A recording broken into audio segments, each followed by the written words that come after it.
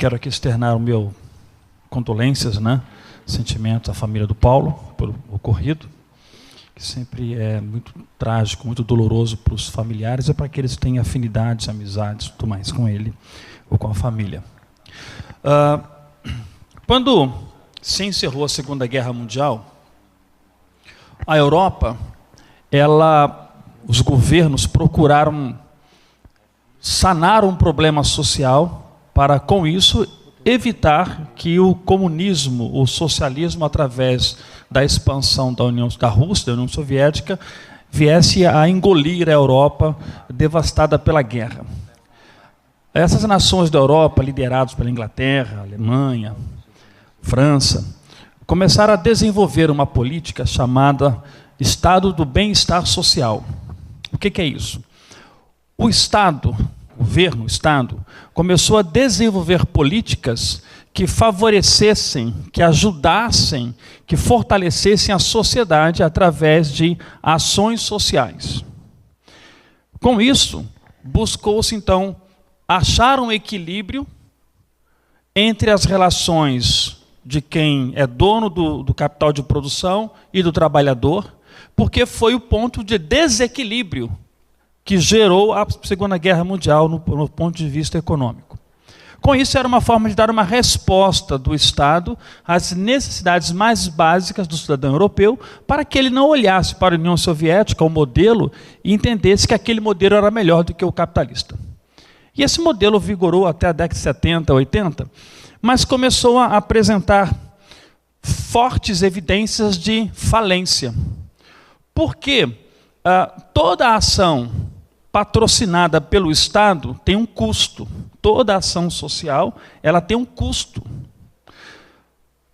E nesse contexto, líderes mundiais como Margaret Thatcher na Inglaterra, Helmut Kohl na Alemanha, e no caso dos Estados Unidos, Ronald Reagan, no caso do Brasil, FHC, todos esses grandes líderes começaram a adotar políticas chamadas liberal ou neoliberal, no qual começaram a, desde privatizar empresas estatais, a vendê-las mesmo, dando liberdade ao capital de produção para que gerasse trabalho, renda e etc. e tal. Nesse processo de transição, surgiram muitos problemas sociais, porque a própria Europa estava acostumada a receber muitos benefícios, sindicatos fortes, e essas forças foram sendo rompidas por um novo modelo econômico. E o Brasil, já na década de 80 para 90, passou, tarde, mas passou ou entrou nesse momento político. Por que estou dizendo isto? Porque não existe possibilidades de qualquer país do mundo se desenvolver se ele não tiver capacidade de produção, se não tiver liberdade na sua produção, se você não tiver liberdade de consumo, se você não tiver liberdade e incentivo para produzir e estimular uma economia.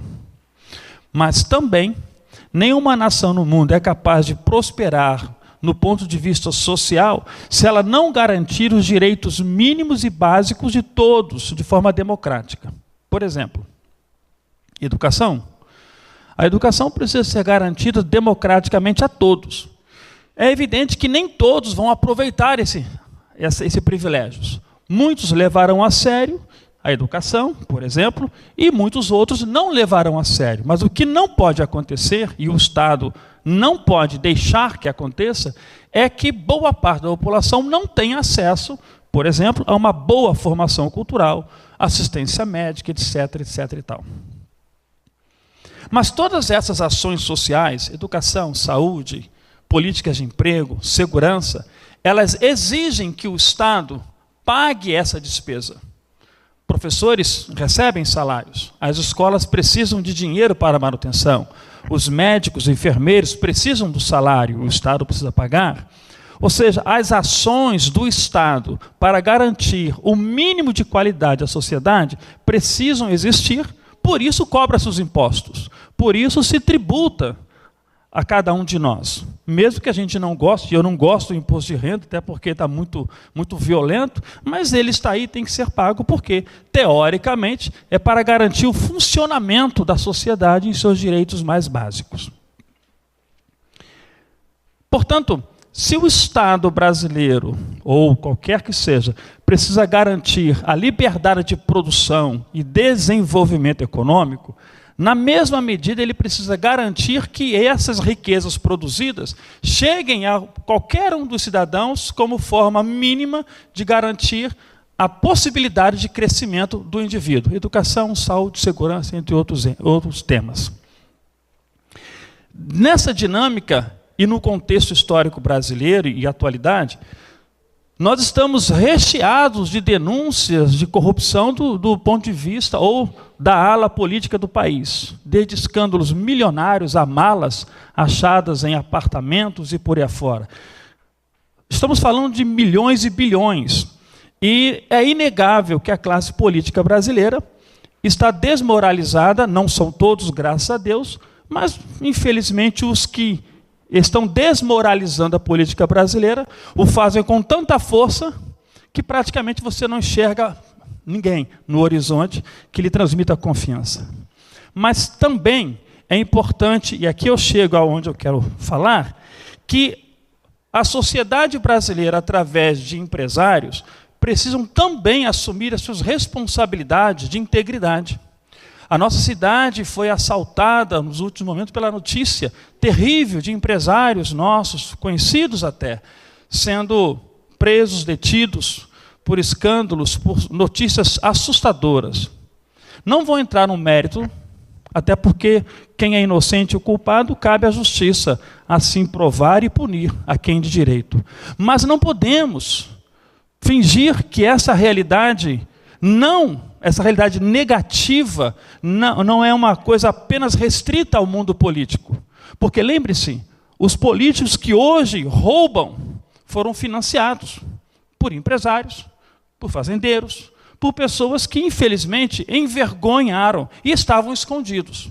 Não estou dizendo que todos que foram detidos são culpados. Estou dizendo que todos nós precisamos saber que todos nós somos responsáveis pelo quadro atual do país. Não é apenas uma camada, um grupo que sabidamente tem envergonhado o país, mas também é dever de todo cidadão honesto que trabalha, que produz, fazendeiros, empresários, mesmo que não goste, repito, eu não gosto de pagar o imposto de renda, mas temos que cumprir com o nosso dever, porque é através desse dever cumprido que a gente consegue transformar uma sociedade injusta, desequilibrada, em uma sociedade justa e equilibrada. Não apenas ao votar em alguém, mas também ao contribuir com impostos e garantir que esses recursos, que é fruto do trabalho de todos nós, possam chegar através de qualidade de saúde, educação, segurança para todos. Porque não é apenas um responsável pelo fracasso do país. Não é apenas o político responsável, tem grande responsabilidade, mas não é o único, porque ele não chega sozinho, ele não se financia por si só para a campanha. Esse é o momento em que precisamos refletir o papel de cada um de nós. Quando nós abusamos e não pagamos uma conta de água, por exemplo, estamos errados. Quando nós simplesmente não pedimos uma nota fiscal ou alguém pede para que seja alterado por um valor maior ou menor, também estamos errados da igual forma, porque moralmente o país sofre com isso. Quer a palavra, vereador? Cede a palavra? Sim, com certeza. Eu quero só dizer para o senhor, né, para colaborar com o senhor, dessa grande mensagem, dessa história que o senhor está contando, né, uma história verídica, né, e que a única saída que nós temos, principalmente eu falo do nosso país, só tem duas bases: educação e trabalho, só isso. Se nós não investirmos em educação e trabalho, nunca vamos sair desse caos. Obrigado, professor. Peço que faça parte das minhas palavras, suas palavras do meu pronunciamento, e quero concluir trazendo um alerta para todos nós, que não devemos ficar olhando apenas para o lado, mas devemos olhar para nós mesmos e perceber onde nós devemos melhorar no nosso relacionamento como cidadão para com o Estado, por mais duro que seja a tributação, e ela é dura, severa, mas também no dever de fiscalizar, de orientar, de cobrar do poder legislativo, executivo e até do próprio judiciário, para que eles cumpram o seu papel institucional, para que se garanta aquilo que a Constituição nos dá como mais sagrado, que é o direito básico, mas o direito de estudar, de ter uma segurança, de ter um hospital que nos atenda, que tudo isso custa. E cabe a todos nós, na sua proporcionalidade de riqueza produzida, contribuirmos para um bem comum.